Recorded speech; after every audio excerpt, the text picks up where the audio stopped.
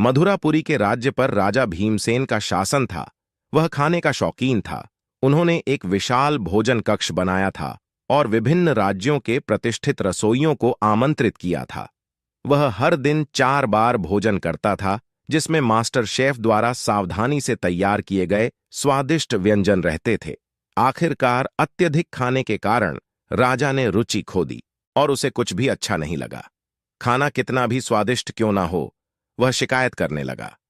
उसने बड़े से बड़े रसोइयों को भी दंडित किया, क्योंकि उन्हें उनके व्यंजनों का स्वाद पसंद नहीं था। अंत में शाही रसोई में कोई रसोइया नहीं बचा था। मजदूर रसोई में बारी बारी से काम करने लगे। राज्य में कोई रसोइया राजा को खुश नहीं कर सकता था। एक दिन दूसरे राज्य का एक युवक रसोइया की नौकरी के लिए राजा के पास पहुंचा। राजा भीमसेन ने उससे पूछा, क्या आप कुछ ऐसा बना सकते हैं जिसे मैंने अब तक नहीं चखा है? युवक ने उत्तर दिया, महाराज, एक ऐसा सूप है जिसे शायद आपने अब तक नहीं चखा होगा। इसे लौकी का सूप कहते हैं, लेकिन लौकी जंगल में ही मिलती है। इसे तोड़ते ही पकाना है, तो तुम इसका स्वाद तभी ले पाओगे जब तुम मेरे साथ जंगल में आओगे। वर्णन सुनकर राजा के मुंह में पानी आ गया।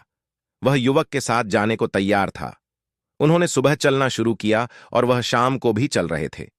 राजा भूखा था। वह पूछने लगा, कितनी दूर है? अंत में युवक ने राजा से कुछ देर आराम करने को कहा।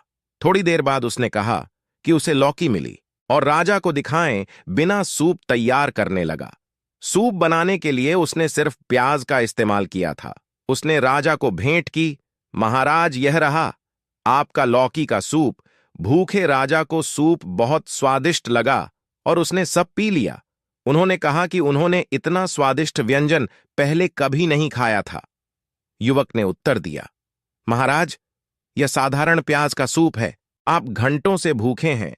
आपको यह स्वादिष्ट लगा भरे पेट वाले आदमी को सबसे स्वादिष्ट भोजन में भी स्वाद नहीं मिलेगा। भूखे आदमी को बेस्वाद खाना भी स्वादिष्ट लगेगा। राजा ने महसूस किया कि समस्या कहाँ है और अपने भोजन की आदतों में सुधार करना शुरू कर दिया।